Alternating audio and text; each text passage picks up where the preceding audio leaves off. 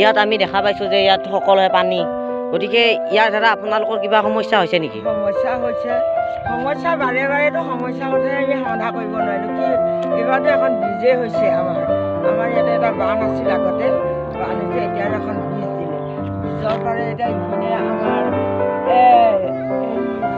চৰকাৰৰ কিছুমান বহুত এনজয় ফিচাৰী দিছে, চব অস হৈছে। অস হোৱাৰ কাৰণে আমাৰ তাৰমানে ওচৰৰ পৰা স্থলস্থলে পানীটো বাগৰি আহি ঘৰৰ চোতাল তলকৈ পানী একদম বিৰাট তাৰমানে সমস্যাত পৰিছে। একোৱে নাই তাৰমানে, শাক পাচলি নাই, চাৰ শাক পাচলি নাই, বইল বস্তু নাই। এখন কাপোৰ লগাইছিলোঁ, কাপোৰখনো পানী আহি একদম পলক কৰি পানী সেইখন হেৰি কৰি দিছে।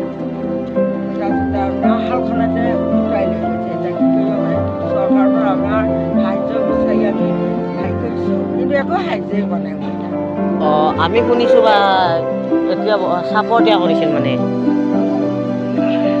বাইদেউ, আপুনি মই সুধিছিলোঁ যে চাপৰ কথাটো, এতিয়া আপোনালোকে এইবাৰ চাপৰ পাইছে নে মানে?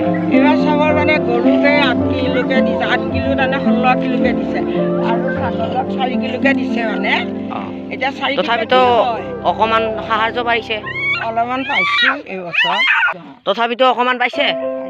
হয়, বাকী এনেকুৱা চাউল দাইল এনেকুৱা ধৰণৰ বস্তু দাইল মঠাৰিও ছিগি ভাঙা গ'লে গোটেই গৃহস্থটো বান্ধি ঘৰ দুৱাৰ তল গ'লেহে সেইটো ৰিলিফ পোৱা তাৰমানে হেৰি আছে। এতিয়া বছৰ ৰিলিফ কণ্টেক্ট কৰা নাই, হয় বাইদেউ, কাৰণ যোগাযোগ কৰা নাই তাৰমানে এই গৰু ছাগলক কেইটা বাচি থকাৰ কাৰণে সেইখিনি সাহাৰ্য।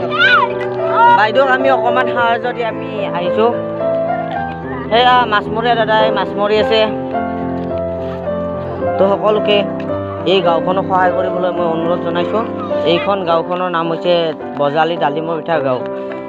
এই গাঁৱৰ মানুহখিনি বহুত কষ্টত আছে বানৰ কাৰণে, গতিকে এই গাঁওখনক যদি আপোনালোকে সহায় কিবা কৰিব বিচাৰে তেনেহ'লে মোক কণ্টেক্ট কৰিব পাৰে। চাওকচোন একেবাৰে সাগৰ যেন লগা হৈছে পানী, সেই মানুহজনৰ একঁকাল পানী। তো আজিলৈ